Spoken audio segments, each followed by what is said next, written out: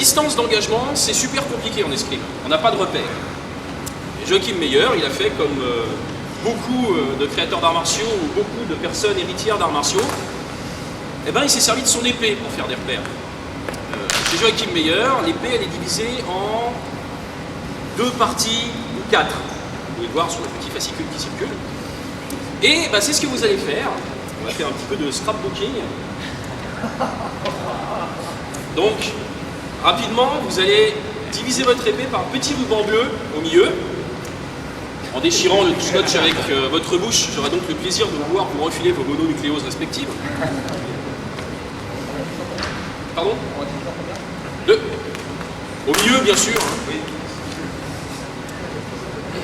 Pendant que vous faites ça, donc l'épée, elle a un fort et un faible.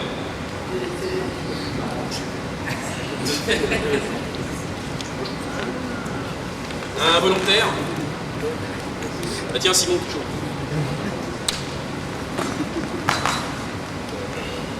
Donc, le fort de l'épée, c'est la partie qui va de votre main au milieu de la lame.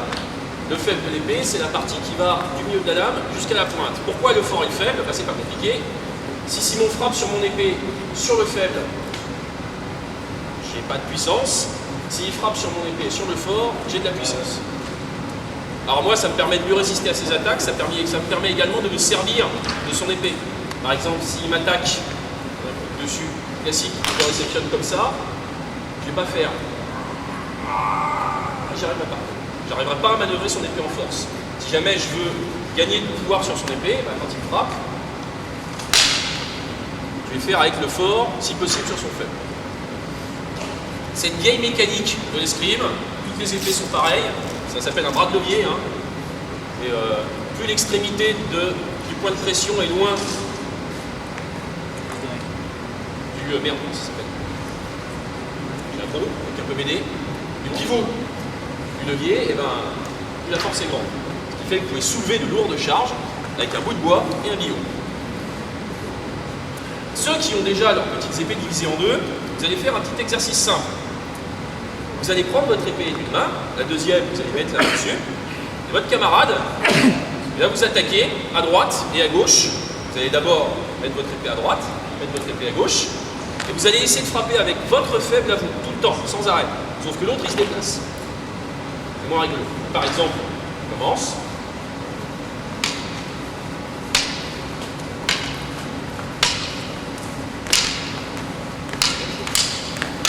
Ok? Essayez de viser la tête de la personne. Ne visez pas son épée. Ce n'est pas la peine d'aller là. Mettez là, là, là, là. Mettez un masque peut-être, vous aurez une double sécurité. Des gants. Essayez d'y mettre plus de rythme. Quand je dis plus de rythme, ça ne veut pas dire y aller de manière saccadée. Vous êtes en face de votre adversaire, vous y arrivez et...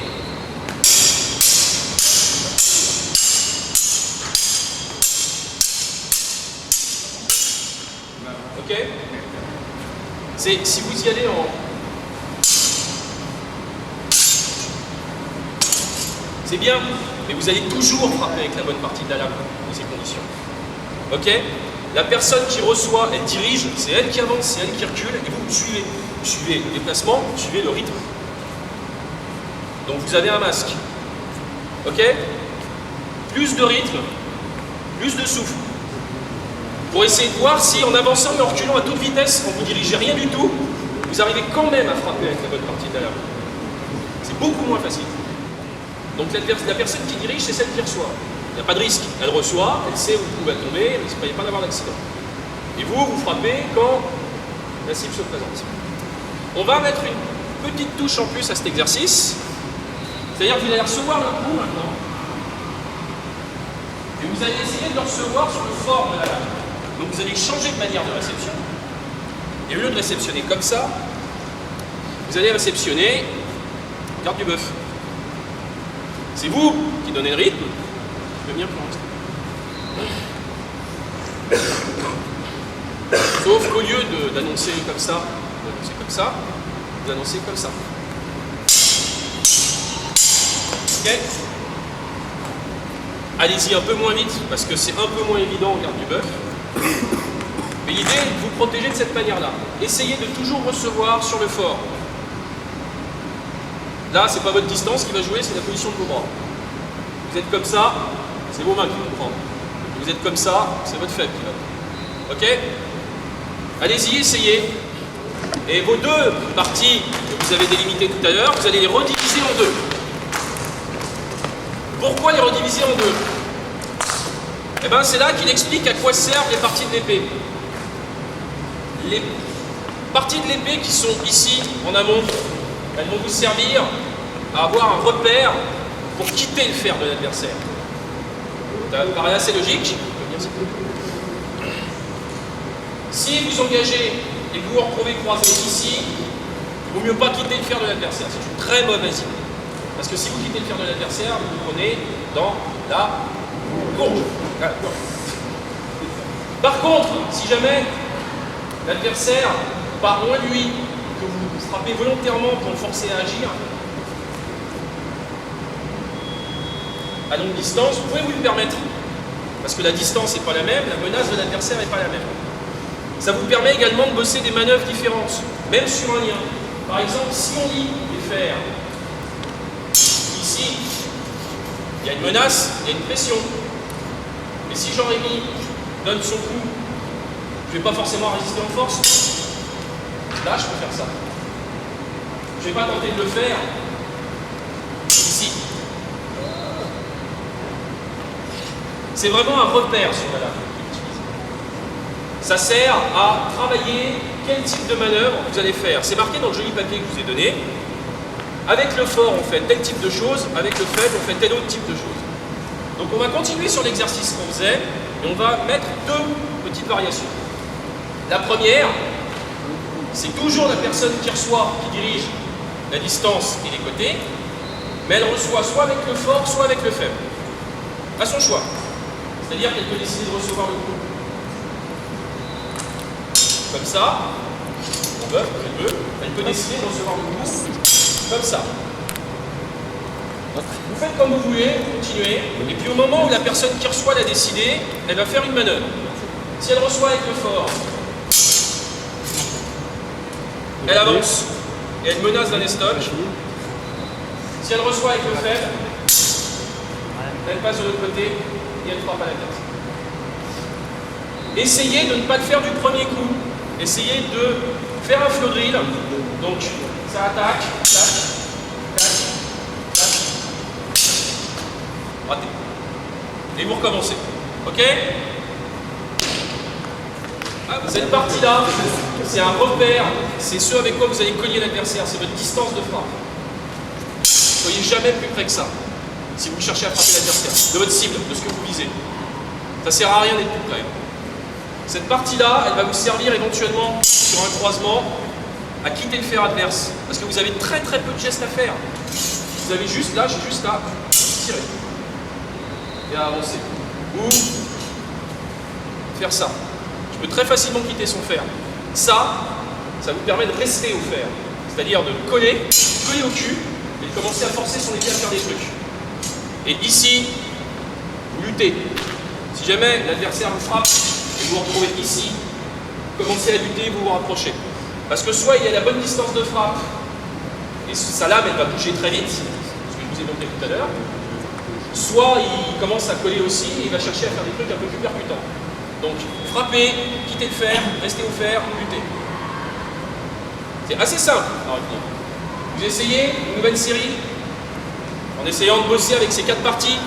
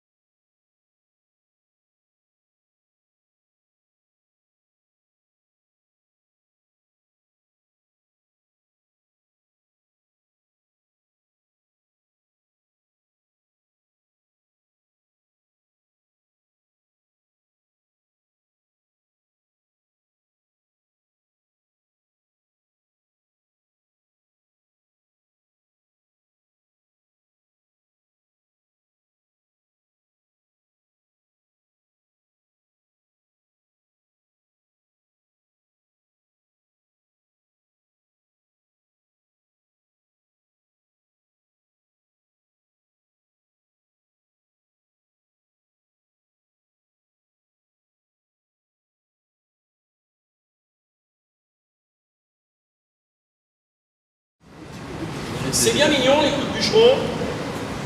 Il n'y a pas que des coups de bûcheron. Je vais vous faire bosser deux pièces de Joachim Meyer sur Porte de l'Ouest.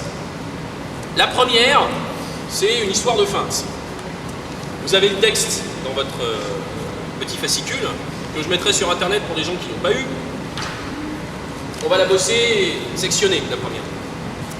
Un volontaire, Pierre-Henri.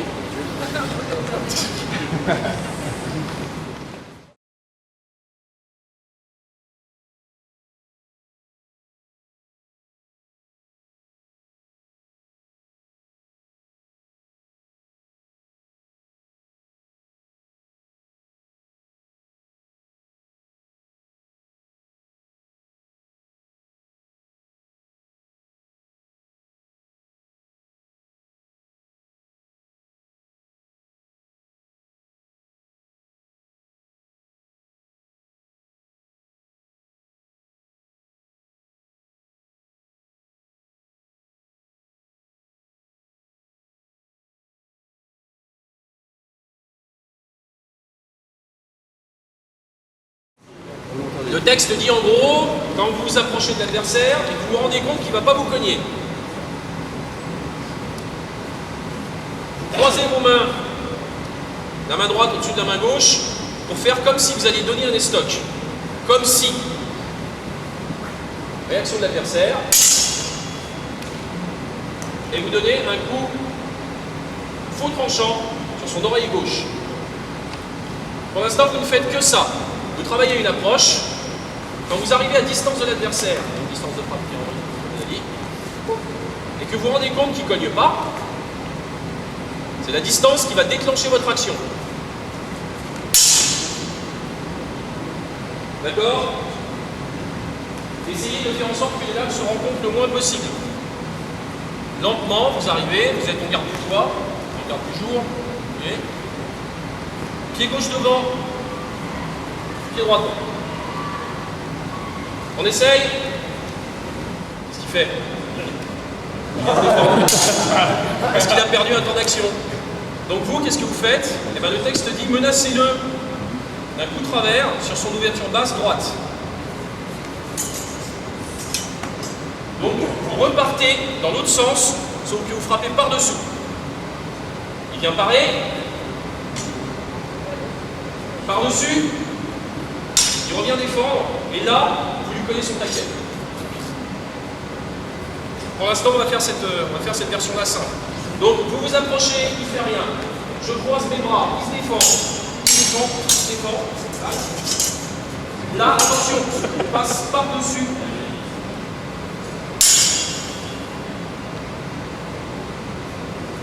On essaye.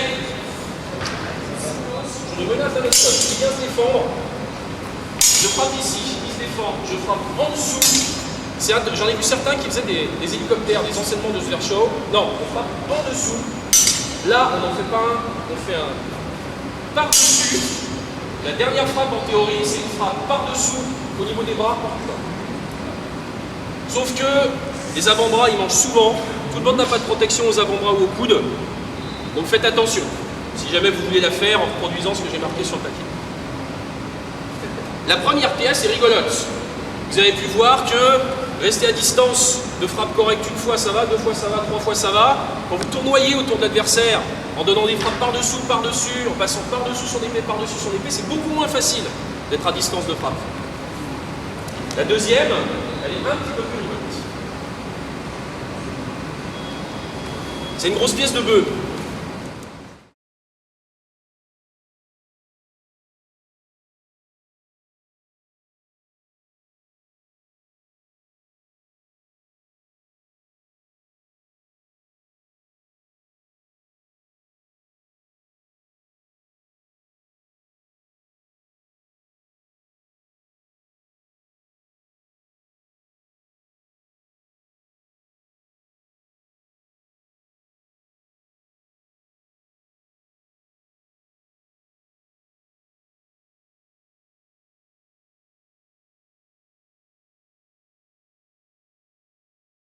Si vous vous approchez, la précédente c'est vous vous approchez, l'adversaire ne vous frappe pas. Celle-là c'est vous vous approchez, vous frappez l'adversaire. Sur votre droite, en maintenant le pied gauche devant. Une fois. Ah. Une fois, deux fois, trois fois. Pied gauche devant. Ok? Vous allez travailler ça pour l'instant. Vous vous approchez de l'adversaire, pied gauche devant. Quand vous êtes au moment où vous êtes à distance de frappe, vous restez pied gauche devant, vous donnez un coup de travers, deux coups de travers, trois coups de travers. Et vous figez le dernier. On fait ça, donnez-les de manière fluide. Ne saccadez pas de genre tac, tac, tac. Non. Ce qui fait que ça donne, j'arrive, je suis à distance,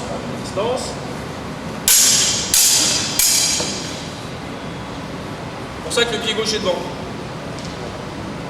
Vous l'avez feinté, mais pas avec votre arme. Vous l'avez feinté avec vos pieds. Vous essayez de travailler celui-là, fluide, toujours. Bam, bam, bam. Le dernier est bien loin. Parce que plus vous allez loin, plus le coup va être fort. Tu fais un pas pour le troisième. Pardon? Tu fais un pas pour le troisième. Non, tu bouges pas pour le troisième. Toujours sur le pied gauche. C'est pour ça que normalement vous n'êtes pas censé alterner les pieds. Vous pouvez éventuellement, s'il recule beaucoup, vous pouvez.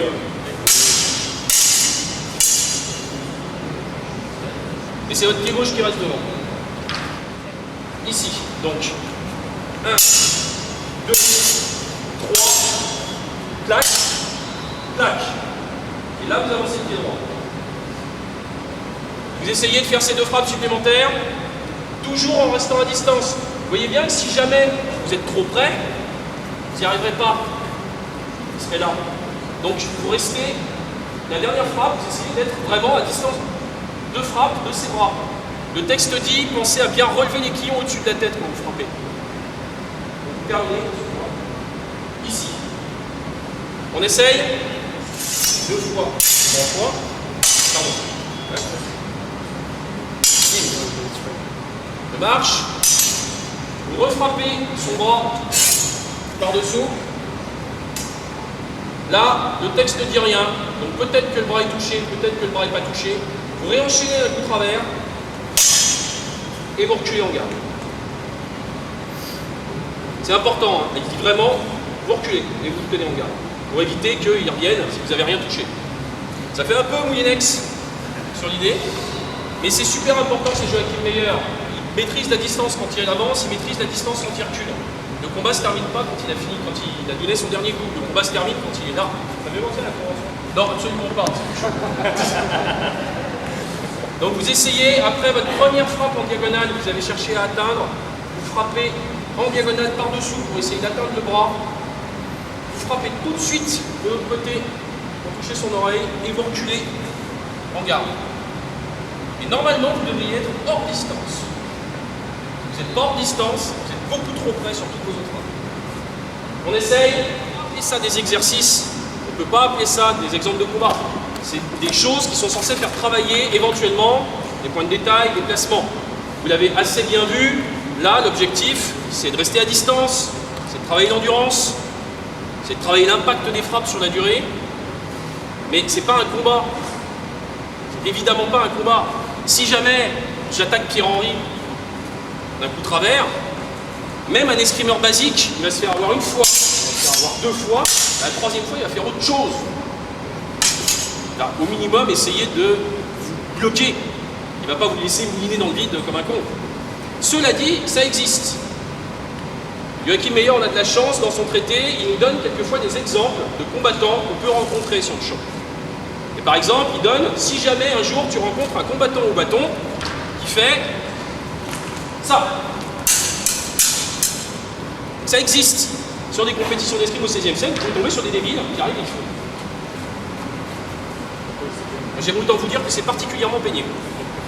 De la même manière, au Koutla, au Doussac, il parle de gens qui arrivent et qui moulinent. Dès que le coup de sifflet ou que le coup de tambour retentit, ça mouline, c'est parti. Donc ça peut arriver, mais globalement, c'est pas d'escrime là. On est sur du combat de compétition, et c'est pas vraiment ce dont il parle tout au long de son bouquin. J'espère que ça vous a plu, car il est midi 4. T'avais encore un quart d'heure, hein Non, mais pour que les gens puissent discuter, puissent me poser des questions. Il y a toujours un aspect social dans les ateliers. J'espère que ça vous a plu. Pour ceux qui n'ont pas eu le fascicule, je le mettrai en ligne, en PDF. Donc vous pourrez le télécharger sans trop de problème. Si j'oublie, que l'un d'entre vous me le rappelle. Je le mettrai probablement sur mon blog et je ferai un lien sur la page de la MHUDF ou sur le site de la femme. Sur le Facebook, on peut te faire un lien si tu veux. Ok, bah, je t'enverrai ça.